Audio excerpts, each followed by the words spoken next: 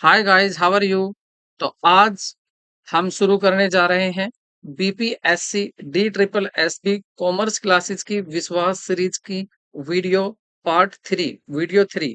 और ऐसे ही प्रश्न पूछे जाते हैं। इट मीन्स आप जो ये वीडियो देखेंगे, आपको इसमें कुछ ऐसे क्वेश्चन मिलेंगे जो प्रीवियस ईयर क्वेश्चन पेपर काफी बार आए हैं उसमें, और कुछ ऐसे इंपॉर्टेंट क्वेश्चन जो उससे रिलेटेड अब कैसे पूछे जा सकते हैं, वो हमने सारे क्वेश्चन इसमें इंक्लूड किए हैं। और क्यों किए हैं? क्योंकि इस बार आपका सपना साकार करना है। और ये जो आपके नोट्स हैं जो हम पढ़ा रहे हैं, इसमें ये सभी नोट्स आपको कहीं लिखने की भी जरूरत नहीं पड़ेगी, क्योंकि ये सभी आप टेलीग्राम पर से भी देख सकते हैं। तो आप इसको टेलीग्राम पर जाकर भी नोट कर सकते हैं। टेलीग्राम पर भी हमारे यहाँ पर ये वीडियो सभी नोट्स हमारे अवेलेबल हैं। और डेली वीडियो आपकी रोज शाम 5 बजे आती हैं, तो सही 5 बजे आती हैं। तो शुरू करते हैं आज का फर्स्ट क्वेश्चन। तो तलपट तलपट तलपट बनाकर जांच की जाती है। इट मीन्स तलपट means trial balance. Trial balance is prepared and checked. Prepare क्यों किया जाता है ट्रायल बैलेंस? तो यहाँ पर क्या क्वेश्चन पूछा गया है कि ट्रायल बैलेंस क्यों बनाया जाता है। ठीक है, प्रिपेयर किया जाता है क्या चेक करने के लिए? तो liquidity position of the business, business की लिक्विडिटी पोजीशन देखने के लिए, या फिनेंशियल रिजल्ट देखने के लिए, amount of purchase and sale in the business ये देखने के लिए, या mathematical accuracy of the accounting entries. तो देखिए, ये जो बनाया जाता है, पहली बात तो ये होता क्या है, एक स्टेटमेंट होता है, ये कोई अकाउंट नहीं होता है। और इस स्टेटमेंट का केवल इतना काम होता है कि जितने भी आपने रिकॉर्डिंग की है, जितने ट्रांजैक्शन आपने रिकॉर्ड किए हैं, उस ट्रांजैक्शन में कहीं कोई मैथमेटिकल एरर तो नहीं है, मतलब गणितीय गलती तो नहीं हुई है कहीं। गणितीय शुद्धता की जांच करने के लिए हम ट्रायल बैलेंस को बनाते हैं। और ये टीजीटी 2010 2012 में 13 में भी क्वेश्चन पूछा गया है। तो इसका सही आंसर क्या होगा? सही आंसर होगा आपका डी, लेखांकन प्रविष्टि की गणितीय शुद्धता की जांच करना। अब ये केवल गणितीय शुद्धता की जांच करता है, ये नहीं बताता कि 100% आपके हर तरह से अकाउंट सही है। ये केवल क्या चेक करेगा? मैथमेटिकल एक्यूरेसी चेक करता है। नेक्स्ट, और बाकी ट्रायल बैलेंस कैसे बनता है वो तो आपको सभी को पता ही होगा। अगर आपको नहीं पता है तो देखिए, इनकी सभी की ट्रायल बैलेंस क्या होता है, इनकी हम धीरे वन बाय वन करके सभी की कॉन्सेप्चुअल वीडियो डालते जा रहे हैं। तो आप कॉन्सेप्चुअल वीडियो भी हमारी जरूर देखें। नेक्स्ट क्वेश्चन देख लेते हैं।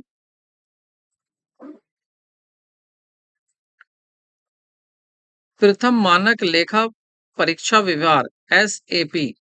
SAP means first standard auditing practice. तो जो स्टैंडर्ड ऑडिटिंग प्रैक्टिस एसएपी है, वो इज रिलेटेड टू, वो किससे रिलेटेड है, किससे संबंधित है? आपका प्रथम मानक लेखा परीक्षा व्यवहार एसएपी फर्स्ट। तो क्या वित्तीय विवरणों के लेखा परीक्षण के उद्देश्य एवं कार्य क्षेत्र से, या एक लेखा परीक्षा के नियंत्रण करने वाली आधारभूत सिद्धांत से, या प्रलेखन से, या कपट एवं पता लगाने से? इंग्लिश में भी देख लेते हैं। Objective and scope, audit and financial statements. This basic principle govern and audit from documentation and by deducting fraud and mistake. तो ये जो SAP फर्स्ट जो रिलेटेड है, वो आपका आंसर फर्स्ट होगा। Objectives and scope of the audit of financial statement. Financial statement के audit के क्या ऑब्जेक्टिव होने चाहिए, क्या स्कोप होने चाहिए, इससे रिलेटेड होता है आपका एसएपी फर्स्ट। मीन्स प्रथम मानक लेखा परीक्षा व्यवहार। ठीक है, और ये क्वेश्चन आया हुआ है टीजीटी 2002 में भी। नेक्स्ट क्वेश्चन देखते हैं। Debit note is made by. तो डेबिट नोट किसके द्वारा बनाया जाता है? डेबिट नोट कौन तैयार करता है? फर्स्ट, क्या सेलर तैयार करता है, सेलर ऑफ गुड्स, या परचेजर ऑफ गुड्स, या seller and purchaser of goods दोनों तैयार करते हैं, या इनमें से कोई भी नहीं? मतलब सामान बेचने वाला बनाएगा इसको, सामान खरीदने वाला बनाएगा, या बेचने और खरीदने वाला दोनों बनाते हैं, इनमें से कोई नहीं बनाता। डेबिट नोट कौन तैयार करता है? तो डेबिट नोट के लिए देखिए, डेबिट नोट जो तैयार किया जाता है, पहले मैं इसके लिए मैंने आपके लिए थोड़ा-सा इसका नोट्स भी बनाए हैं। आप इस नोट्स को भी नोट कर लें। देखिए, आप नोट्स नोट्स पढ़ लेते हैं एक बार। तो यहाँ पर मैंने आपको सब क्लियर कर दिया है। देखिए, मैंने debit note is made of evidencing that debit is has been made to the account of the party named in the debit note। मतलब डेबिट नोट में जिस पार्टी का नाम होता है, ये एविडेंस होता है, ये इस चीज का एविडेंस होता है कि जिस पार्टी का नाम डेबिट नोट में है, उसको हमने क्या किया है, उसको डेबिट किया है, हैज बीन मेड, उसको डेबिट कर दिया गया है। ठीक है। और कह रहे हैं it detail the reason for the debit, debit क्यों किया गया है उसका रीजन भी होता है। जैसे एग्जांपल देखें, एक seller goods will make a debit note, एक सेलर है गुड्स का, वो डेबिट नोट बनाता है। जैसे कोई माल बेचने वाला है तो वो भी डेबिट नोट बनाता है। If he find that his goods has been under valued. देखिए एक सेलर था, बात सुनिए। एक सेलर था ए, इसने बी को इसने बी को कुछ गुड्स बेच दिया और वो बेच दिया 10,000 का। ठीक है, लेकिन इसको बाद में पता चला कि यार गुड्स तो 10,000 का तो मैंने उसको बेचा, गुड्स तो उसको ज्यादा का चला गया, गुड्स तो उसको 12,000 का चला गया, गुड्स तो मेरा ज्यादा का था। इसका मतलब इसने अपने गुड्स को क्या कर लिया था, अंडर वैल्यूड कर लिया था। इसको बाद में पता चला तो यार गुड्स तो अंडर वैल्यूड हो गया। अंडर वैल्यूड मतलब कम कम आंका गया, कम मूल्यांकन हुआ। अब वो क्या है, माल तो दिया है उसने 12,000 का और उसने लिखा हुआ है 10,000 का। तो अब जिसको माल बेचा है, किसको बेचा है, बी को, तो वो क्या करेगा, माल बेचने वाला सेलर बी को डेबिट कर लेगा, बी को अपना कर्जदार बना लेगा। कितना डेबिट करेगा, 2,000 रुपए से। तो यहां पर वो एक डेबिट नोट बनाएगा। तो यहां पर ये क्लियर हो गया कि जो सेलर होता है वो डेबिट नोट बनाता है। लेकिन यही मत रुकना, अभी आगे पढ़िए, अभी आंसर मत देना क्वेश्चन का, पहले इसको और देख लो। आगे देखिए, अभी आप बताओगे कि सेलर के साथ साथ और भी कौन बनाता है गुड डेबिट नोट। तो उसने पाया अंडर वैल्यूड। तो इसी तरह से देखिए परचेजर की बात कर लीजिए। कह रहे हैं परचेजर ऑफ द गुड्स, जो माल खरीदने वाला था, मतलब कौन है यहाँ माल खरीदने वाला, हम किसको लेके चल रहे हैं, हम लेके चल रहे हैं बी को। बी कौन है, परचेजर, माल खरीदने वाला। तो कह रहे हैं purchaser will make a debit note if goods have been overvalued, or he has returned the goods, or seller he has allowed a lower discount etc। अब कह रहे हैं कि देखिए जो बी है खरीदने वाला माल, वो भी डेबिट नोट बना सकता है। वो डेबिट नोट कब बनाएगा, देखिए वो देखेगा, ऐसा भी हो सकता है कि उसको किसी ने उसको गुड्स बेचा था। अब इस एग्जांपल से एक दूसरा एग्जांपल ले लेते हैं, पी क्यों, क्योंकि उसमें तो मैं पार्टी ले चुका, किसने कितने का बेचा, तो पी ने गुड्स बेचा 10,000 का। ठीक है, पी ने 10,000 का गुड्स बेचा क्यू को, लेकिन क्यू ने देखा कि भाई गुड्स तो ओवर वैल्यूड है, मतलब है तो माल 8,000 का और मुझसे लिए जा रहे हैं 10,000। तो वो तुरंत क्या करेगा, वो पी को डेबिट कर लेगा। अपने यहाँ पर किसको डेबिट करेगा, पी को डेबिट करेगा 2,000 रुपए से। कहेगा कि मैं तो 2,000 रुपए अपने वापस लूंगा उससे, अगर दे दिया, नहीं दिए तो मैं उसके कम करके दूंगा। तो अब डेबिट नोट कौन बनाएगा, अब खरीदने वाला बनाएगा। इट मीन सीधी सी बात यह है, जिससे आपको पैसा लेना होता है उसके ऊपर आप डेबिट नोट बनाते हैं। अब बनाने वाला सेलर भी हो सकता है और परचेजर भी हो सकता है। अब वो क्या करेगा, या तो गुड्स को वापस भेज देगा, या क्या करेगा, this effect of debit note is that indebtedness, इसका मतलब ये होता है कि डेबिटनेस कर देना, मतलब कर्जदार अपना बना लेना। तो टू द सप्लायर रिड्यूस, या तो गुड्स कम हो जाएगा उसका, या already settle goods can be purchase further without payment, या ऐसा हो सकता है। देखो भाई, किसने था, पी ने कितने रुपए दिए, सॉरी, क्यू ने कितने रुपए दिए पी को, 10,000 रुपए दे दिए। क्या पी ने इतने का गुड्स दिया था, नहीं, गुड्स तो कम का दिया था 8,000 का, तो इसलिए तो इसने डेबिट नोट किया। तो अब या तो पी वापस पैसे देगा क्यू को, और पैसे नहीं दे रहा तो क्यों अब की बार जो गुड्स खरीदेगा उसके पेमेंट नहीं करेगा, फ्री में 2,000 रुपए का उसे गुड्स मिलेगा, क्योंकि वो ऑलरेडी रुपए दे चुका। और इसी चीज को मैंने यहाँ हिंदी में भी दिखाया हुआ है। तो यहाँ से कितनी बातें क्लियर हो गई कि जो माल बेचने वाला होता है सेलर, और जो खरीदने वाला होता है परचेजर, दोनों ही डेबिट नोट बनाते हैं। और डेबिट नोट क्यों बनाते हैं, दूसरे को डेबिट करने के लिए कि हाँ इससे इतना पैसा लेना है। और क्यों बनाया जाता है, या तो गुड्स बेचने वाले की तरफ से तो गुड्स चला गया है कम रुपए का, ज्यादा गुड्स गया ज्यादा का और कम रुपए उससे मांगे हैं। और खरीदने वाले की तरफ से ये है कि गुड्स आया तो है, गुड्स रुपए तो ले रहा है ज्यादा, लेकिन गुड्स दे रहा है कम का, तो वो बनाएगा परचेजर भी डेबिट नोट। तो दोनों बातें क्लियर हैं। अब इसके बारे में आप, अब देखिए, अब क्वेश्चन को हम देखते हैं अपना क्या क्वेश्चन था हमारा। देखिए हमारा क्वेश्चन पूछा था कि डेबिट नोट मेड बाय, तो डेबिट नोट कौन बनाता है, तो डेबिट नोट बनाता है हमारा सी ऑप्शन करेक्ट होगा, seller and purchaser of goods, बेचने वाला हो या खरीदने वाला हो, दोनों ही गुड्स को दोनों ही डेबिट नोट बनाते हैं। तो क्वेश्चन आई होप अच्छा लगा होगा। नेक्स्ट क्वेश्चन देखते हैं। और ये नोट्स भी देखिए आपको, हाँ ये आपको पीडीएफ पूरी इसी तरह से जैसे मैं पढ़ा रहा हूँ, ये टोटल आपको टेलीग्राम पर भी मिल जाएगी। टेलीग्राम पर हक आपका, जब आप लिखेंगे टेलीग्राम पर हक आपका, तो यहाँ जो जो भी चैनल होगा, जो भी अकाउंट्स होगा टेलीग्राम पर, उस टेलीग्राम पर आप ज्वाइन कर सकते हैं और हमारे ज्वाइन करने के बाद आप यहाँ से नोट्स भी देख सकते हैं। नेक्स्ट क्वेश्चन देखते हैं।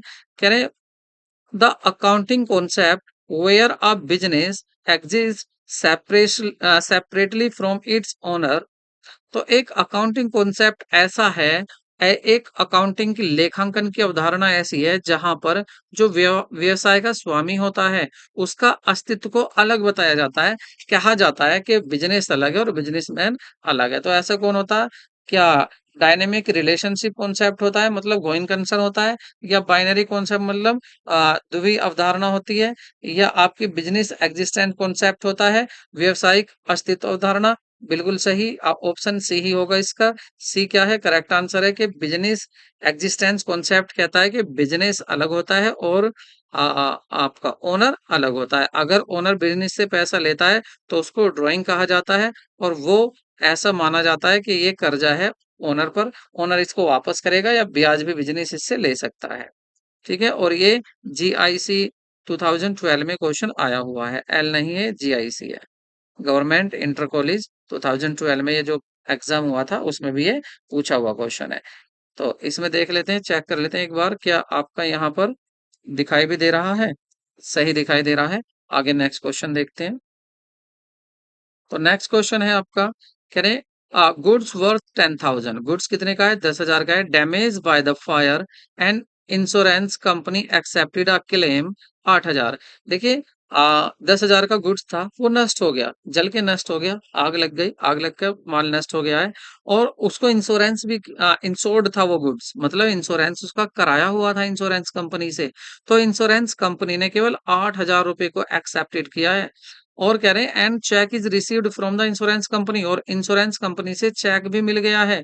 तो this transaction is subject to levy of GST, CGST and HGST at the rate 6% interest. तो देखिए इस पर सीजीएसटी और एसजीएसटी दोनों लगे थे इस गुड्स पर। कह रहे हैं वो journal entry will be pass at the time of check received. तो यहाँ पर एंट्री क्या कह रहा है? यहाँ कह रहा है कि जब चेक मिला तब की एंट्री आपको बतानी है। तो कौन सी एंट्री पास होगी इसमें? Insurance company debit to purchase account, to input CGST, to output HGST, या दूसरा होगा इंश्योरेंस कंपनी डेबिटेड और to purchase account, to output CGST, to output HGST. सही क्या होगा? जल्दी से बताइए इसका सही आंसर क्या होगा? या और देख लेते हैं। Next option purchase account debit, profit and loss account debit to insurance company, या next D bank account debit, profit and loss account debit और टू इंश्योरेंस कंपनी। देखिए यहाँ पर आपको याद रखना, कंफ्यूज नहीं होना है। इसके बारे में टोटल एंट्री बता आपको, टोटल इसका नोट्स दिखा देता हूँ मैंने, इसका नोट्स भी आपको। हाँ तो ये तो हिंदी हो गई इसके, हिंदी में क्या आगे डेबिट क्रेडिट होना। देखिए आप इंग्लिश के ही डेबिट क्रेडिट देखा करें, तो देखिए अब अकाउंटिंग जो होती है वो इंग्लिश में ही होती है। तो आप कोशिश किया करें कि जनरल एंट्री इंग्लिश में ही देखा करें। तो देखिए मैंने नोट बनाया हुआ आपके लिए, पहले इस नोट को पढ़ लीजिए फिर आप आंसर दे देंगे। कह रहे हैं loss of stock by theft या फायर और डैमेज। अगर आपका गुड्स डैमेज हो जाता है, फायर से जल जाता है, चोरी हो जाता है आपका स्टॉक, तो इस इन बोथ केसेस, दोनों ही केसेस में ये लॉस होता है गुड्स का, बिजनेस का। और ये एंट्री पास कौन सी होती है? देखिए अगर आपका डैमेज हो गया किससे? चोरी से, आग से, तो आप क्या एंट्री बनाते हैं? Loss of stock by theft. और अगर आग से जला है तो क्या लिखेंगे? Loss of stock by fire. और डैमेज अकाउंट डेबिट, डेबिट कर देंगे। और टू परचेज, जैसे मान लेते हैं आपका 10,000 का गुड्स था। कितने का गुड्स था आपका? 10,000 का। और 10,000 का गुड्स आपका नष्ट हो गया, तो आप क्या करेंगे परचेज में? 10,000। आप कह रहे हैं input CGST, input IGST, input SGST.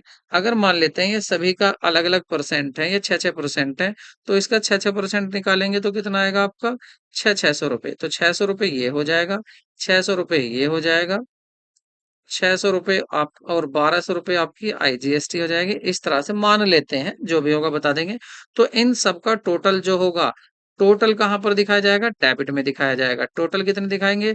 10 और एक 11,000 और 11 और एक 12, 12,400। तो 12,400 को हम यहाँ पर शो कर देंगे। ठीक है, तो इस तरह से एंट्री बना देंगे। कह रहे हैं loss of stock by theft या fire damage account is debited. ये डेबिट किया जाता है because the loss incurred means increase in the expenses and purchase is credit because it is not a sale। भाई ये सेल नहीं है purchase की, तो हमने क्या करा, लेकिन परचेज कम हुआ है। जब परचेज बढ़ता है तो डेबिट करते हैं, परचेज कम हो रहा है तो क्रेडिट करेंगे। It is not a sale, sale तो हुई नहीं है। और जीएसटी वगैरह इसका आपको पता ही है, इसकी रिवर्स एंट्री होगी, क्योंकि जब खरीदते हैं तो परचेज जीएसटी इनपुट होती है और जब बेचते हैं सेल पर आउटपुट जीएसटी होती है। लेकिन हमारा ये केस यहाँ पर क्वेश्चन में नहीं था। ये केस हो सकता है, मैंने आपको इसलिए ये कराया है। अब चलते हैं नेक्स्ट पर। देखिए नेक्स्ट क्या कह रहा है, नोट्स में ही कह रहे हैं in case of goods were insured. अब यहां से समझिए, कह रहे हैं अगर गुड्स आपका इंश्योर्ड है, अगर गुड्स का आपने बीमा कराया हुआ है तो एंट्री क्या बनेगी? इंश्योरेंस कंपनी अकाउंट तो होगा डेबिट, और टू परचेज अकाउंट, टू तो टू आपका insurance company account debit, to purchase, to input CGST, input HGST और टू इनपुट आईजीएसटी, इन सबको कर देंगे क्रेडिट। और ये कब करना है? When full amount claim is received from the insurance company. जब पूरा अमाउंट, तो ये कब होगा? जब आपने गुड्स को इंश्योर्ड किया था तब। लेकिन हमसे ये नहीं पूछ रहा कि जब आपने गुड्स इंश्योर्ड किया है तब क्या एंट्री बनेगी। क्वेश्चन को समझो ध्यान से, हमसे पूछा जब चेक मिलेगा या पैसा मिलेगा तब क्या एंट्री होगी। तो तब की एंट्री पूछ रहा है ये हमसे कि तब की एंट्री क्या होगी। ठीक है, तो इसका मतलब हमें ये नहीं है हमारा केस। हमारा केस कौन सा है? फिर आगे बढ़ते कह रहे when the full amount claim is received from the insurance company. अगर पूरा पैसा मिल जाता है तो फिर एंट्री क्या बनेगी? अब उसको देखते हैं, तो क्या एंट्री बनेगी उसकी। जब पूरा पैसा मिलेगा तो एंट्री क्या बनेगी? तब एंट्री बनेगी आपकी bank account debit to insurance company. तो यहाँ पर हमारा पूरा पैसा भी नहीं मिल रहा, हमारा ये भी केस नहीं है, क्योंकि हमारा 10,000 रुपए का गुड्स था लेकिन उसने कितने का माना है?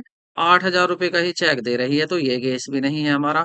फिर हमारा केस कौन सा है? तो हमारा केस है when insurance company does not पे फुल क्लेम, पूरा क्लेम नहीं देती है। तो हमारा ये वाली एंट्री बनेगी क्या? बैंक अकाउंट डेबिट और loss of stock by theft और डैमेज अकाउंट डेबिट और टू इंश्योरेंस कंपनी। अब देखिए हमारा जो पैसा मिल रहा है कंपनी कितना दे रही है? 8,000 रुपए दे रही है। ठीक है, तो इसको डेबिट कर देंगे। कितने नहीं दे रही उसको पी एंड एल अकाउंट को दिखा देंगे, वो लॉस है हमारा, तो वो यहाँ पर डेबिट हो जाएगा। कितना अमाउंट? 2,000 हमारा यहाँ अमाउंट डेबिट हो जाएगा। तो इन दोनों का टोटल कितना हो गया इंश्योरेंस का? टोटल क्लेम कितना था? 10,000 रुपए का क्लेम था, और इसमें से 8,000 रुपए आ रहे हैं, 2,000 का लॉस हो गया और टोटल 10,000 रुपए का क्रेडिट हो गया। तो हमारी जो यहाँ पर एंट्री है वो ये वाली एंट्री है हमारी, कि इंश्योरेंस, आपने गुड्स का इंश्योरेंस करा रखा था लेकिन माल जल गया, आपका नष्ट हो गया, लेकिन जो कंपनी थी वो पूरा पैसा नहीं दे रही, केवल 8,000 रुपए दे रही है। तो ऐसी कंडीशन में आप जनरल एंट्री क्या पास करोगे? अब जल्दी से आंसर दे दीजिए। तो हमारा जो केस है याद रखना, हमारा ये तीसरा केस हो गया। वापस से क्वेश्चन पर चलते हैं और क्वेश्चन पर देखते हैं कि हमारा इसका सही आंसर क्या होने वाला। ये हिंदी में है और इससे ऊपर ये यही क्वेश्चन हमारा इंग्लिश में है। तो हमारा सही आंसर क्या होगा? सही ऑप्शन क्या होगा हमारा? हमारा 10,000 रुपए का गुड्स डैमेज हुआ, कंपनी ने 8,000 रुपए ही दिए हैं और हमारे जीएसटी भी है इस पर। तो हमारी सही एंट्री क्या बनेगी? अब जीएसटी भी शामिल कर लीजिए। हाँ, देखिए सही ऑप्शन क्या होगा हमारा? सही ऑप्शन होगा हमारा डी। अब डी ऑप्शन को देख लीजिए, देखिए मैं डी ऑप्शन दिखा देता हूँ। 8,000 रुपए हमें मिल रहे हैं और इस पर जो इंश्योरेंस कंपनी को कितना था हमारा? 11,200 रुपए। अब कहेंगे 11,200 कैसे आया? देखिए गुड्स तो था हमारा 10,000 का, लेकिन उस पर जीएसटी भी तो लगनी है 6% दोनों, तो 1,200 रुपए और जोड़ लेंगे। तो 10,000 और 1,200 कितना हो गया? तो ये 11,200 हो गया। तो कंपनी से लेने कितने थे? 11,200। कंपनी ने कितने दिए हैं? केवल 8,000। कितने नहीं दिए? 3200 रुपये। 3,200 नहीं दिए। तो ये वाली एंट्री हमारी पास होगी और सही ऑप्शन क्या होगा? डी ही होगा। तो याद रखना, जब कंपनी पूरा पैसा नहीं देती, कम पैसा देती है, तो जितना पैसा दे रही है उसको डेबिट करो, जितना लॉस हुआ है उसको भी डेबिट करो, और टोटल जितना क्लेम था उसको क्रेडिट करो। और जो पूरा पैसा दे देती, तो ये वाली एंट्री यहाँ पर नहीं होती, ये प्रॉफिट एंड लॉस अकाउंट हट जाता, सीधा यहाँ पर भी 11,200 हो जाता और यहाँ भी 11,200 हो जाता। बहुत ही अच्छा क्वेश्चन है, मैं इसको स्टार दे देता हूँ इस क्वेश्चन को। आप इसको जरूर करें, ऐसे क्वेश्चन अक्सर पूछे जाते हैं और यहाँ पर कैंडिडेट तुरंत घूम जाते हैं कि ये क्वेश्चन होने कैसे हैं। लेकिन आप पर विश्वास है, ऐसे क्वेश्चन आप जरूर करेंगे। नेक्स्ट क्वेश्चन की तरफ बढ़ रहे हैं हम। बोल रहे बेशक है, लेकिन क्वेश्चन हमारा नेक्स्ट चल रहा है। तो नेक्स्ट क्वेश्चन हमारा देखते हैं, नेक्स्ट क्वेश्चन में क्या कह रहा है।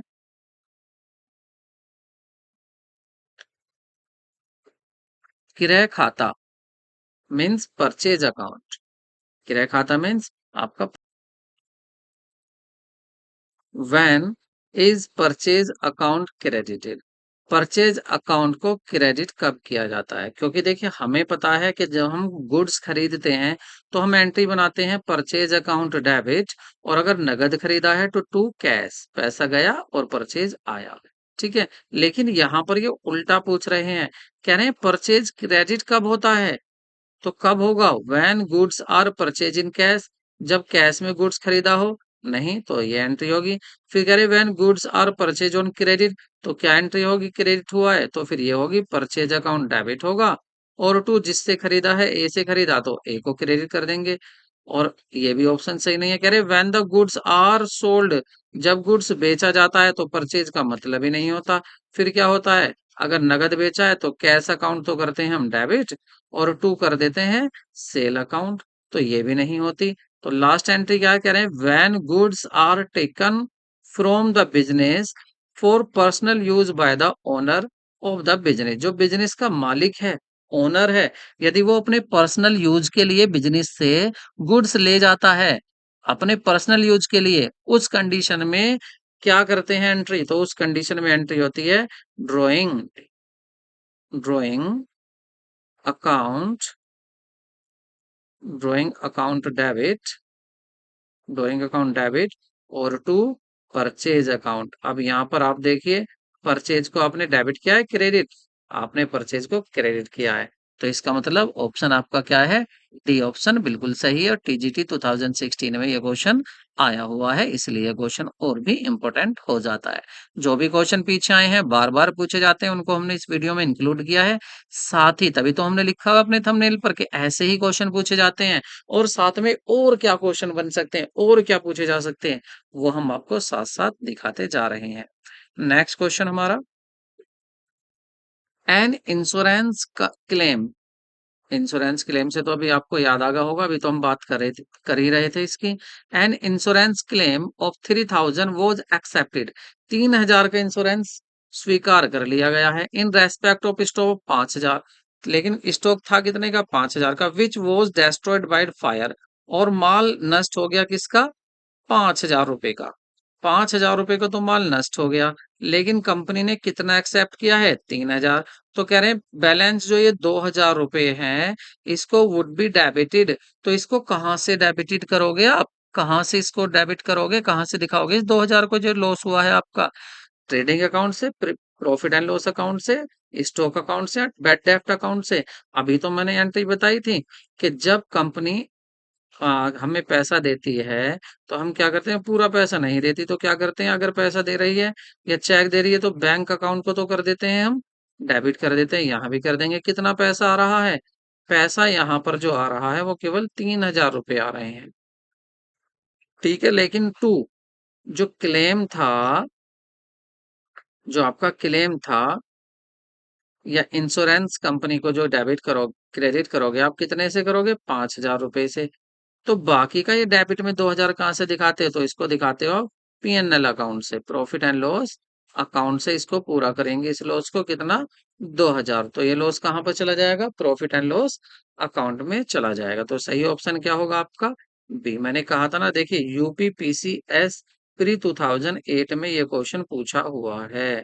इसीलिए ये क्वेश्चन बहुत इंपॉर्टेंट हो जाता है और इसी के जैसा देख लो मैंने क्वेश्चन आपको कराया भी है। एक क्वेश्चन मैंने करा दिया, उसके नोट्स मैंने करा दिए कैसा क्वेश्चन बन सकता है और पूछा क्या गया है मैंने उसको भी आपको दिखा दिया है। सारे केस इसके अच्छे से कर लेना, अब की बार पता नहीं कौन सा केस पूछ लिया जाए, ये आपका नसीब है।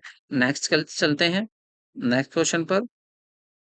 कह रहे विच one of the following error will be affected the trial balance. कह रहे ट्रायल बैलेंस को कौन सी एरर अफेक्ट करेगी, ट्रायल बैलेंस को कौन सी एरर अफेक्ट करेगी। तो कौन सी एरर ट्रायल बैलेंस को कौन सी एरर अफेक्ट करती हैं। ट्रायल बैलेंस तो आपको पता है ना कैसे बनाते हैं हम ट्रायल बैलेंस को, इस तरह से होता है कुछ ये होता है डेबिट अमाउंट, ये क्रेडिट अमाउंट, एक यहाँ होता है लेजर फोलियो और ये होता है पर्टिकुलर। यहाँ अकाउंट के नाम लिख देते हैं, यहाँ लेजर पे किस नंबर से आया है, यह अमाउंट डेबिट में लिखोगे या क्रेडिट में, ये डिपेंड करता है आपके नेचर ऑफ अकाउंट पर। ठीक है, तो यहाँ पर कह रहे हैं कौन सी अफेक्ट नहीं करेगी। अगर देखिए आपने ज्यादा अमाउंट यहाँ लिख दिया यहाँ नहीं लिखा तो भी अफेक्ट करेगी, और अगर दोनों ही जगह नहीं लिखा तो ना करने की है। तो देखते हैं कौन सी। कह रहे हैं इन the purchase book total is carried forward next page of 105। देखिए परचेज बुक को हम क्या करते हैं, डेबिट करते हैं। तो डेबिट में कह रहे हैं टोटल जो था वो कैरी फॉरवर्ड कर दिया 105 लेस, 105 रुपए कम कर दिया। जाना था ज्यादा, तो यहाँ तो डेबिट क्या होगा, कम पड़ जाएगा डेबिट। तो इसका मतलब ये तो अफेक्ट करेगी। कह रहे हैं which one of the following will affect the trial balance, ये तो अफेक्ट करेगी, असर डालेगी। तो ये तो पहला ही यहाँ पर ऑप्शन मिल रहा है। दूसरा देख लेते हैं, amount spend as wages on. कह रहे amount spend as wages a purchase book total is carried forward to next page with, इतना कम किया तो बिल्कुल करेगी, परचेज कम कर दिया आपने, परचेज साइड कम पड़ रही है। दूसरा देखते हैं, which one of the following error will affect the trial balance, trial balance पर अफेक्ट बिल्कुल डालेगा ये। दूसरा देखते हैं भी, amount spend as wages on construction on the room was credit to the wages account. तो क्या कर दिया, इसको वेजेस अकाउंट में डेबिट कर दिया है। देखिए यहाँ पर आप वेजेस अकाउंट में डेबिट कर रहे हैं, और लेकिन ये होना कहाँ था, कंस्ट्रक्शन में। अगर ये मान लेते हैं हमारा ये कैपिटल एक्सपेंडिचर भी होता तो भी डेबिट में जाता, तो ये अफेक्ट नहीं करेगी। तो ये भी नहीं आंसर। आगे देखते हैं, total in total in purchase return book found to be less 53। तो देखिए जो टोटल था purchase book, purchase return book का, परचेज रिटर्न बुक को हम क्या करते हैं, क्रेडिट करते हैं, परचेज को डेबिट और परचेज रिटर्न को क्रेडिट। तो उसका जो अमाउंट था आपने कम लिखा हुआ है 53 रुपए, ये भी अफेक्ट करेगी। या नन ऑफ द अबाउ, या इनमें से कोई सा नहीं। तो देखिए इसमें जो माना था क्रिया बही में, तो मैं इसमें ज्यादा टाइम भी यूं लगा रहा हूं क्योंकि इसने जो आयोग ने माना था इसका आंसर माना हुआ है ए। लेकिन करेक्ट आंसर देखिए क्या होगा, भाई ये तो ठीक है, ए ही होगा इसका आंसर। लेकिन यहाँ पर टोटल ये भी तो आ रहा है, total in the purchase return book found to be less by ₹50। अब परचेज परचेज रिटर्न बुक का मतलब क्रेडिट साइड आपने 53 रुपीज कम कर दी, तो भी ये मैच नहीं होगा, तो भी अफेक्ट करेगा। तो इसके ऑप्शन ये मेरे हिसाब से दोनों ही होने चाहिए, ए बी और डी बी। ए प्लस डी दोनों आंसर इसके यहाँ पर करेक्ट है। वैसे इसका आंसर ए ही दिया हुआ था, ठीक है। या ऐसे होता, ये दे दिया और यहाँ पर इसको हटा देता और कहता कि इनमें से कौन सी अफेक्ट नहीं करेगी, तो आंसर बन सकता था। नेक्स्ट क्वेश्चन देख लेते हैं इसका, तो आंसर इसका क्या होगा, ए और ए और सी, सॉरी ए और सी इसका आंसर होगा, ए और सी। ये दोनों ऐसी एरर हैं, ऐसी गलती हैं जो आपके ट्रायल बैलेंस को अफेक्ट करती हैं। इसमें दोनों साइड इक्वल नहीं आ सकती। नेक्स्ट क्वेश्चन देखते हैं, कह रहे हैं आ 4 month bill draw on 1st January 2015 will mature for payment। देखिए एक बिल लिखा गया है 1 जनवरी 2015 को, ठीक है, और इसका जब भुगतान कब होगा, किस दिन इसका भुगतान होगा बिल का। ठीक है, तो बिल का देखिए भुगतान, ये आपने देखा होगा बिल ऑफ एक्सचेंज एक चैप्टर होता था 11th क्लास में ही, तो आपने वहां पर देखा होगा इसको बिल ऑफ एक्सचेंज में, कि एक ग्रेस पीरियड होते थे। क्या मिलते थे, ग्रेस पीरियड मिलते थे, 3 days मिलते थे। तो आपने अगर बिल को लिखा हुआ है अगर आपने क्या लिखा है, बिल लिखा हुआ है, कितने महीने का लिखा हुआ है, 4 महीने का। और कब लिखा था, 1 जनवरी से।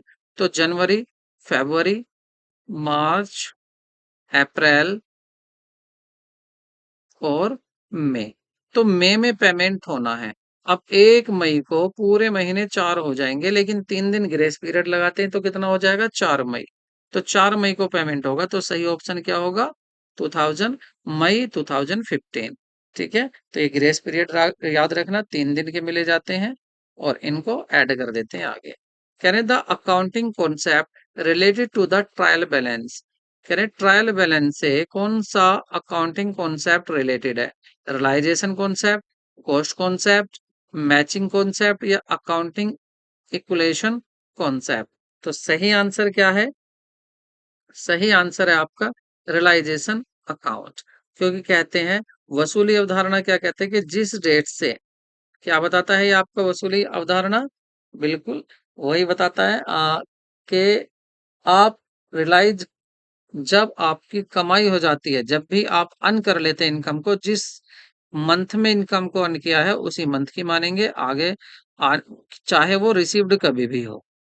ठीक है, तो यहाँ पर जो अकाउंटिंग प्रिंसिपल यूज हो रहा है वो कौन सा होगा, यहाँ यहाँ बात ये बैलेंस शीट की हो रही है, सॉरी मैंने सोचा ये ट्रायल बैलेंस की बात हो रही है। ये किसकी बात हो रही है आपकी, बैलेंस शीट की बात हो रही है भाई, बैलेंस शीट।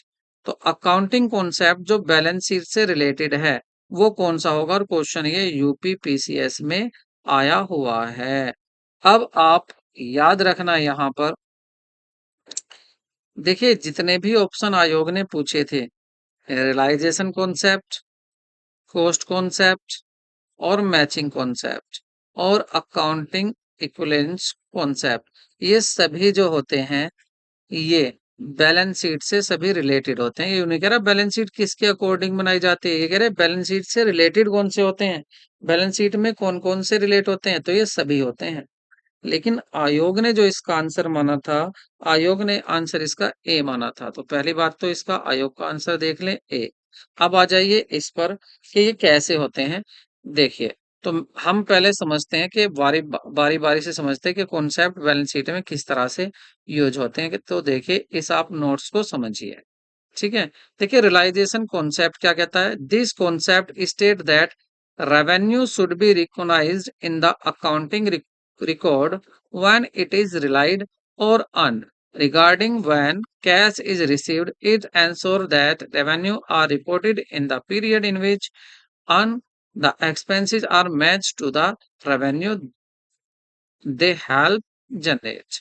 देखिए जब भी आपकी इनकम हुई है, जब भी रेवेन्यू हुई है, इसका मतलब ये नहीं कि मिलेगी कब, तो आपको तभी दिखाना है। जैसे आप बैलेंस शीट बना रहे हैं, मान लेते हैं बैलेंस शीट आप 2015 की बना रहे हैं, तो 2015 में आपने जितनी भी इनकम की है, कमाई की है, बेशक वो ना मिली हो, आप उसको इसमें दिखा के चलेंगे बैलेंस शीट में, तो ये भी बैलेंस शीट में काम आएगा।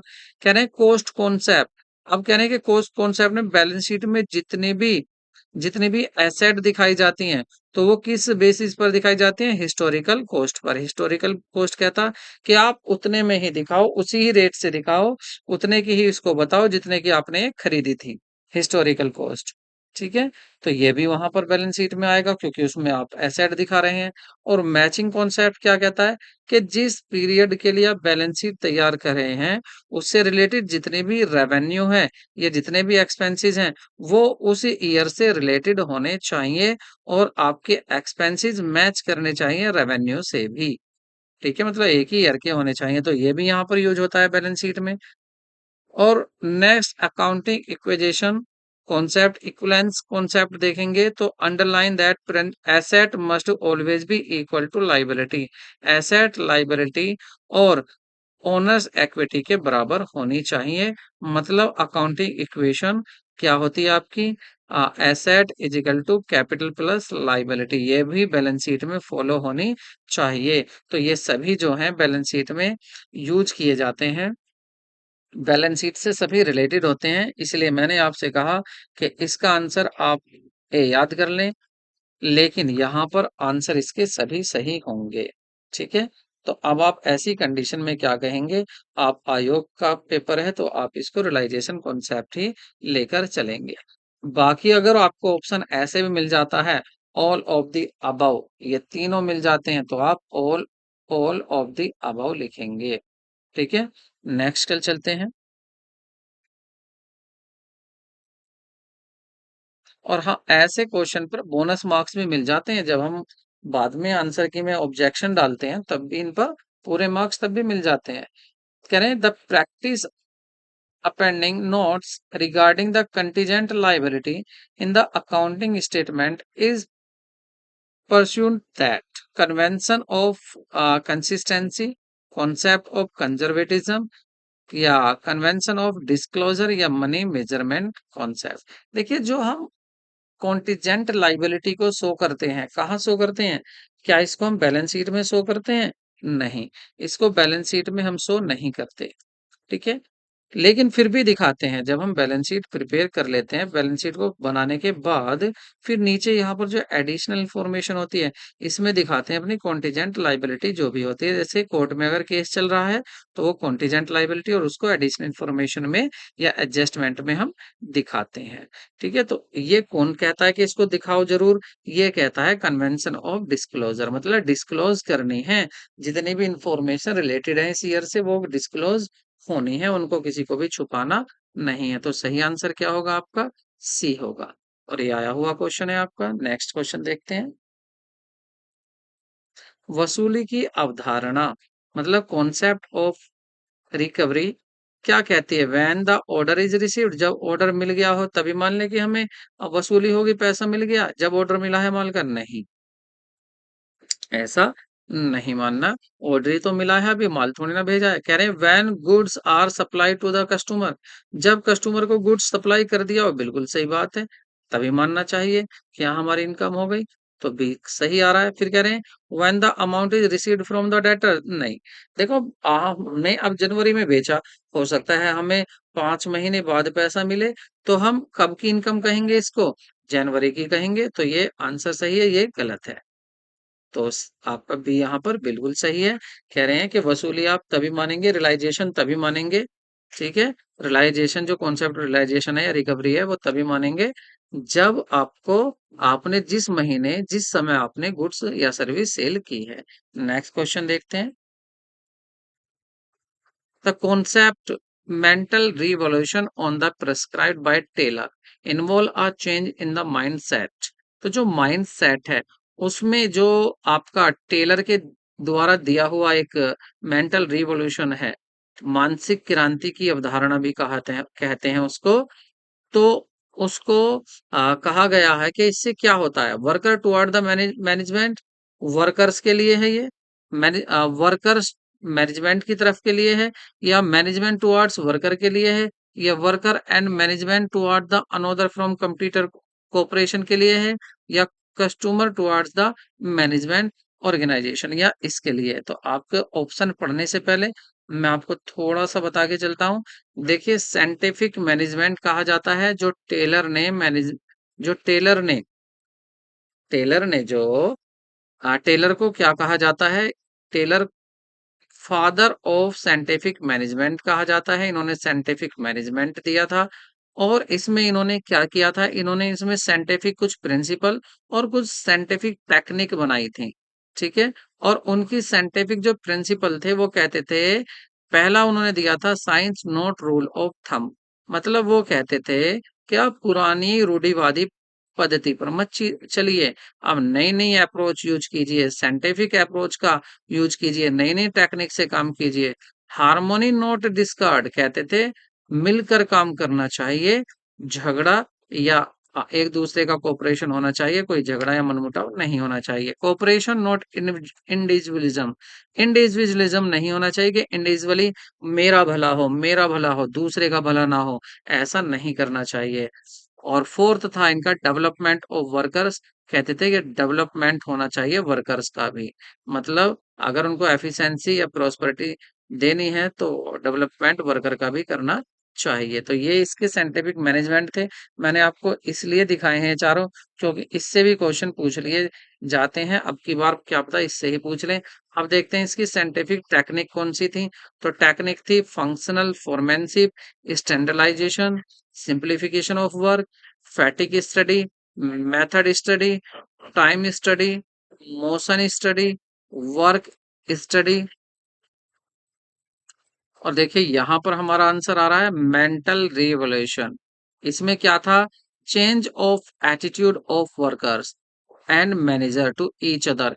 एक दूसरे के लिए इनका जो एटीट्यूड है वो चेंज होना चाहिए, एक दूसरे को इन्हें समझना चाहिए। तो यहां से हमारा इसने आंसर पूछा था। हमारा कहा था मेंटल रिवोल्यूशन जो है वो किसके लिए होता है, तो ये होता है एटीट्यूड चेंज करना। और किसका एटीट्यूड चेंज होना है, वर्कर्स का भी और मैनेजर का भी। एक दूसरे के लिए एटीट्यूड चेंज होना चाहिए। कुछ मैंने यहाँ डिफरेंस भी दिया हुआ है कि आपका टाइम स्टडी में और मोशन स्टडी में क्या डिफरेंस है, आप इसको पढ़ लेना। बाकी मेरा आंसर यहाँ से निकल गया है 10। तो अब चलते हैं अपने, और हाँ ये हिंदी में भी नोट्स हैं, आप इन्हें हिंदी में भी पढ़ सकते हैं। ठीक है, तो मैं आपको इन्हें हिंदी में भी दिखा देता हूँ। रोक रोक के देखिए, आप इनको हिंदी में भी देख सकते हैं सभी को।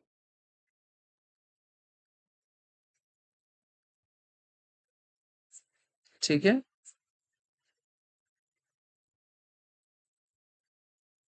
ठीक है। तो अब इसका हम देख लेते हैं यहाँ पर।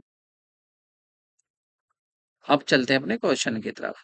तो क्वेश्चन क्या था हमारा, क्वेश्चन था हमारा कि टेलर ने जो मेंटल लिबरेशन दिया है ये प्रेस्क्राइब्ड होता है, किस में इन्वॉल्व है, ये चेंज इन माइंडसेट। तो किसके माइंडसेट में चेंज करता है, ये कह रहे हैं worker and management towards one another, एक दूसरे के लिए, या वर्कर टुवर्ड मैनेजमेंट, केवल वर्कर का मैनेजमेंट के लिए, मैनेजमेंट का केवल वर्कर के लिए नहीं। ये तो दोनों के लिए था, ये तो अभी हमने पढ़ा था दोनों के लिए था। वर्कर का भी और मैनेजमेंट का भी, दोनों का एक दूसरे के लिए अच्छा कंपटीशन कोऑपरेशन करना है, कोऑपरेशन करना है। तो दोनों का माइंड में चेंज होना चाहिए, एक दूसरे को समझना चाहिए। तो सही आंसर क्या होगा इसका, सी होगा। नेक्स्ट क्वेश्चन की तरफ चलते हैं।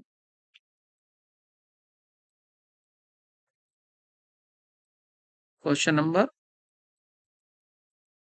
14 कह रहे हैं, लेखांकन, लेखांकन समीकरण आधारित है। लेखांकन समीकरण क्या होती है, अकाउंटिंग इक्वेशन। देखिए ये होती है आपकी asset is equal to capital plus liability. ठीक है, ये हमेशा बराबर होती हैं। जो आपकी एसेट साइड है वो कैपिटल प्लस लाइबिलिटी साइड के इक्वल आनी चाहिए। पीजीटी 2004 में ये क्वेश्चन पूछा जा चुका है। तो सही आंसर इसका क्या होगा, द्विपक्षीय अवधारणा पर। द्विपक्षीय अवधारणा कहती है कि दो साइड होती हैं बैलेंस शीट की, कहते हैं, या डेबिट और क्रेडिट दो साइड होती हैं, वो हमेशा दोनों इक्वल आनी चाहिए। ठीक है, तो इसका बी ऑप्शन सही होगा। ठीक है, ये जो होता है गोइंग कंसर्न ठीक था, लेकिन ये होता है, ये कॉन्सेप्ट होगा ड्यूल एस्पेक्ट, ड्यूल कॉन्सेप्ट। ठीक है, ऑन, और ये होगा money measurement, money measurement concept. ठीक है, और लास्ट होगा कॉस्ट कॉन्सेप्ट, डिटर्मिनेशन है कॉस्ट कॉन्सेप्ट। ठीक है, तो सही आंसर क्या है इसका, द्विपक्षीय अवधारणा, मतलब जो था ड्यूल एस्पेक्ट। सही आंसर क्या है, ड्यूल एस्पेक्ट। ड्यूल एस्पेक्ट कहता है कि डेबिट और क्रेडिट या एसेट और लाइबिलिटी दोनों साइड इक्वल आनी चाहिए, ये दोनों साइड इक्वल होती हैं। नेक्स्ट क्वेश्चन देखते हैं। कह रहे लेखांकन की वसूली सिद्धांत लागू नहीं होता है। अब के पूछ रहा है, नहीं होता है तो लॉन्ग टर्म कॉन्ट्रैक्ट वर्कर पर, या इलेक्ट्रिक प्रोडक्शन एंड डिस्ट्रीब्यूशन पर, या इन द शिपिंग कंपनी, या इन द रेलवे, किस पर। टीजीटी 2002 में ये क्वेश्चन पूछा जा चुका है, क्वेश्चन नंबर आपका 15। देखिए लॉन्ग टर्म जो कॉन्ट्रैक्ट वर्कर्स होते हैं उन पर ये अप्लाई नहीं होता है आपका वसूली सिद्धांत। तो ऑप्शन क्या होगा, ए। दीर्घकालीन ठेका कार्य पर ये अप्लाइड नहीं होता है। नेक्स्ट क्वेश्चन देख लेते हैं। कह रहे तलपट मीन्स ट्रायल बैलेंस। तो कह रहे trial balance a part of double entry system, double entry system का पार्ट है, या a part of final accounts, final accounts का पार्ट है, या अ रिकॉल मतलब एक स्मरण खाता है, या नन ऑफ द अबव, या इसका ये कुछ नहीं है। तो सही ऑप्शन क्या होगा इसका, सही ऑप्शन होगा आपका इसका ए, दोहरा प्रविष्टि का एक भाग है। क्योंकि जब आप डबल एंट्री सिस्टम फॉलो करते हैं तो देखिए अकाउंट्स तो हो नहीं सकता लेखों का, क्योंकि ये क्या होता है, खाली एक स्टेटमेंट होता है। क्या देखता है ये? मैथमेटिकल एक्यूरेसी चेक करता है बस। जो आपकी गणितीय शुद्धता है उसकी चेक करता है और कुछ नहीं देखता ये। तो ये डबल एंट्री सिस्टम का एक पार्ट तो है, एक भाग तो है, लेकिन कोई अकाउंट नहीं होता। तो ये क्या होगा? ये काम आता है दोहरा लेखा प्रणाली का ही एक पार्ट है, लेकिन है ये स्टेटमेंट। तो टीजीटी 2003 में भी ये पूछा जा चुका है क्वेश्चन। ठीक है, फाइनल अकाउंट में इसका कोई काम नहीं होता है। फाइनल अकाउंट में क्या होते हैं? Trading account, profit and loss account और बैलेंस शीट। ये इनसे पहले ही काम बनता है, ट्रायल बैलेंस। ठीक है, तो नेक्स्ट क्वेश्चन देखते हैं। आदत किराए के लिए समायोजन जनरल प्रविष्टि होगी। तो अगर आपका आउटस्टैंडिंग की बात हो रही है, आउटस्टैंडिंग आदत मतलब अनपेड या आउटस्टैंडिंग रेंट की बात हो रही है। तो आउटस्टैंडिंग रेंट क्या है? आपकी लाइबिलिटी है। अब आपने इसके लिए एंट्री क्या करेंगे? समायोजन एंट्री क्या होगी? तो पहली एंट्री देख लीजिए, पहले क्या है कह रहे हैं, जो outstanding rent account debit to rent account, outstanding rent account debit या रेंट अकाउंट डेबिट और आउटस्टैंडिंग रेंट अकाउंट, या profit and loss account debit और रेंट अकाउंट, या unpaid rent account debit to profit and loss. तो सही entry क्या होगी? देखिए इसकी जो सही एंट्री बनती है ये एक लाइबिलिटी है। ये क्या है? लाइबिलिटी इंक्रीज हो गई है, और लाइबिलिटी इंक्रीज होने पर क्रेडिट होता है। तो डेबिट क्या होगा यहाँ पर? जो हमारा खर्चा है, तो जो आपका किराया है, क्या है आपका किराया। तो रेंट अकाउंट को हम करेंगे डेबिट, रेंट अकाउंट डेबिट होगा। और टू क्या होगा? Out standing rent account. ठीक है, अगर पेड करते, अगर इसका पैसा दे देते तो क्या बनता? Rent account to cash. लेकिन अब क्या है? एक नई लाइबिलिटी बन गई है आउटस्टैंडिंग रेंट से। जब इसको पेड करेंगे तो क्या कर देंगे? आउटस्टैंडिंग रेंट अकाउंट डेबिट हो जाएगा और टू कैश हो जाएगा। ठीक है, तो ये यहाँ से खत्म हो जाएगा, या रेंट अकाउंट डेबिट हो जाएगा, कोई नहीं। हाँ, तो इसके पेमेंट पर ये एंट्री पास हो जाएगी। तो सही इसका जो आंसर होगा वो क्या होगा? ये होगा आपका rent account, unpaid rent account debit, नहीं, अनपेड रेंट अकाउंट डेबिट या रेंट अकाउंट डेबिट और to unpaid rent account. Option B सही होगा। कैसे बनाई है हमने? ये हमारी लाइबिलिटी, और लाइबिलिटी इंक्रीज होती है तो उसको हम क्या करते हैं? उसको हम लाइबिलिटी इंक्रीज होने पर क्रेडिट करते हैं, और डेबिट में क्या करेंगे हम? Rent account. ठीक है, तो नेक्स्ट क्वेश्चन देखते हैं। देखिए यदि किसी पर रूल ऑफ डेबिट क्रेडिट नहीं आते हैं, कि रूल ऑफ डेबिट क्रेडिट क्या है, किस तरह से डेबिट क्रेडिट होते हैं, किस तरह से जनरल एंट्री बनाई जाती है, तो हमारी जो कॉन्सेप्चुअल वीडियो होगी, हम इस चैप्टर पर वीडियो बनाएंगे, आप उनको जरूर देखें। अगर which accounting concept allow classify expenses and received capital received. देखिए कौन सा अकाउंटिंग कॉन्सेप्ट अलाउ करता है क्लासिफिकेशन, मतलब जो एक्सपेंसेस होते हैं उनको दो जगह बांटता है। कहता है या तो एक्सपेंसेस रसीट होंगी, एक्सपेंसेस या रिसीट को दो जगह बांटता है। कहता है कैपिटल एक्सपेंडिचर होंगे या रेवेन्यू एक्सपेंडिचर होंगे। इसी तरह से कहता है रेवेन्यू को, इनकम को कहते हैं या तो होगी आपकी कैपिटल रिसीट होगी या रेवेन्यू रिसीट होगी। तो इस तरह से कैटेगरी में बांटता है। कौन सा कॉन्सेप्ट बांटता है? मैचिंग कॉन्सेप्ट बांटता है, रेवेन्यू कॉन्सेप्ट या कॉस्ट कॉन्सेप्ट या गोइंग कंसर्न। तो ये बांटता है आपका गोइंग कंसर्न। तो ऑप्शन क्या होगा यहाँ पर? डी ऑप्शन आपका सही होगा। ठीक है, गोइंग कंसर्न कहता है कि देखिए जो भी आप एक्सपेंस कर रहे हैं उनको दो जगह बांट लीजिए। एक, या तो उनको आप कैपिटल कहिए या आप उनको रेवेन्यू कहिए। रेवेन्यू कह रहे हैं तो इनको डेबिट कीजिए, कहाँ पर? प्रॉफिट एंड लॉस अकाउंट में। और यदि आप कैपिटल एक्सपेंडिचर कह रहे हैं तो ये दिखाने हैं आपको बैलेंस शीट की एसेट साइड में। ठीक है, तो ये आपको याद रखना है कि एक्सपेंसेस को दो जगह बांटना, कि कैपिटल है या रेवेन्यू है, ये कौन कहता है? ये कहता है आपका गोइंग कंसर्न अजप्शन। या ऐसी इनकम को, इनकम कैपिटल इनकम है या रेवेन्यू इनकम है, इसको दो जगह बांटना कौन कहता है? ये भी वही है, गोइंग कंसर्न। तो आपको ये याद रखना है, बहुत ही अच्छा क्वेश्चन है। मैंने आपसे कहा है एक तो कॉन्सेप्ट और एक अकाउंटिंग स्टैंडर्ड, इनको तो याद करके कोई भी एग्जाम दो। जिस एग्जाम में भी जा रहे हो इन दोनों को याद कर लो, एक तो अकाउंटिंग स्टैंडर्ड और एक अकाउंटिंग कॉन्सेप्ट। यहाँ से क्वेश्चन पूछे ही पूछे जाते हैं। तो कह रहे which of the following is not principle of accounting, accounting का प्रिंसिपल कौन सा नहीं है? ड्यूल एस्पेक्ट, दोनों साइड एक डेबिट क्रेडिट बराबर होनी चाहिए। कॉस्ट प्रिंसिपल कि हमें जो हिस्टोरिकल कॉस्ट है उस पे ही रिकॉर्डिंग करनी चाहिए एसेट की। प्रिंसिपल ऑफ मटेरियलिटी, कोई प्रोडक्ट किसी फर्म के लिए प्रोडक्ट हो सकता है, किसी के लिए ना हो। या प्रिंसिपल ऑफ एक्यूरेसी, ये कोई प्रिंसिपल नहीं होता है, तो यही इसका सही आंसर है। यही पूछ रहे थे कौन सा प्रिंसिपल नहीं है।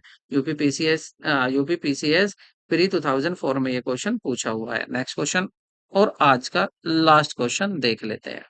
कह रहे हैं fix asset is reported in the balance sheet is the historical cost. बिल्कुल सही है, हिस्टोरिकल कॉस्ट पर ही होती है। ये तो हमने अभी पढ़ा था कि जब पूछा था कि बैलेंस शीट में कौन सा रिलेटेड होता है बैलेंस शीट से कॉन्सेप्ट, या कह रहे हैं this is done order to complete with the accounting principle. कह रहे जो फिक्स एसेट को हिस्टोरिकल कॉस्ट पर दिखाते हैं तो कौन सा कॉन्सेप्ट कहता है? Going concern principle, conservatism principle, या कांस्टेंट मनी वैल्यू प्रिंसिपल, या रियलाइजेशन प्रिंसिपल। चालू व्यवसाय की अवधारणा, रूढ़िवादिता, मुद्रा मूल्य सिद्धांत, या वसूली सिद्धांत। तो कौन सा सिद्धांत कहता है? आप कहेंगे सर हिस्टोरिकल कॉस्ट की बात आ रही है यहाँ पर, तो सर फिर तो कॉस्ट, हिस्टोरिकल कॉस्ट का मतलब अभी तो हमने देखा था कि इसमें हम क्या करते हैं, जितने भी फिक्स एसेट, देखिए हमारे जो, अगर आपके दो एक्सपेंसेस होते हैं, आपके एक्सपेंसेस दो होते हैं, एक तो होता है कैपिटल एक्सपेंडिचर। एक्सपेंडिचर कितने होते हैं? दो एक्सपेंडिचर, एक तो कैपिटल एक्सपेंडिचर और दूसरा रेवेन्यू एक्सपेंडिचर। रेवेन्यू एक्सपेंडिचर कहाँ दिखाए जाते हैं? प्रॉफिट एंड लॉस अकाउंट के डेबिट साइड में। और जो कैपिटल एक्सपेंडिचर होते हैं वो दिखाए जाते हैं बैलेंस शीट की एसेट साइड में। अब ये कौन से एक्सपेंस होते हैं, एक्सपेंडिचर होते हैं? ये होते हैं जो आप फिक्स एसेट खरीदते हैं, जैसे मशीन खरीद ली, या आपने लैंड बिल्डिंग खरीद ली, या आपने फर्नीचर खरीद लिया। तो ये जो आप खरीद रहे हैं कैपिटल एक्सपेंडिचर, फिक्स एसेट जो खरीद रहे हैं, उसी की यहाँ बात हो रही है कि फिक्स एसेट जो दिखाई जाती है बैलेंस शीट में, कौन सी कॉस्ट पर दिखाओगे? जिसमें वो खरीदी है, हिस्टोरिकल कॉस्ट। तो ऑप्शन क्या होगा? ए होगा। तो आपको ये बातें याद रखनी है। यूपीपीसीएस 1997 में ये क्वेश्चन आया हुआ है। तो वीडियो को लाइक जरूर करें, क्योंकि ऐसे क्वेश्चन का कलेक्शन बनाने के लिए, ऐसे क्वेश्चन करने के लिए, टाइप करने के लिए बहुत ज़्यादा समय लगता है, लेकिन आपके साथ हम फ्री ऑफ कॉस्ट में लगे हुए हैं। बस एक ही बात है कि अब की बार आपका सपना साकार हो जाए, अब की बार आपका सपना पूरा हो जाए। तो इसी कामना के साथ आपसे विदाई लेते हैं। मिलते हैं नेक्स्ट वीडियो में, तब तक के लिए शुभकामनाएं।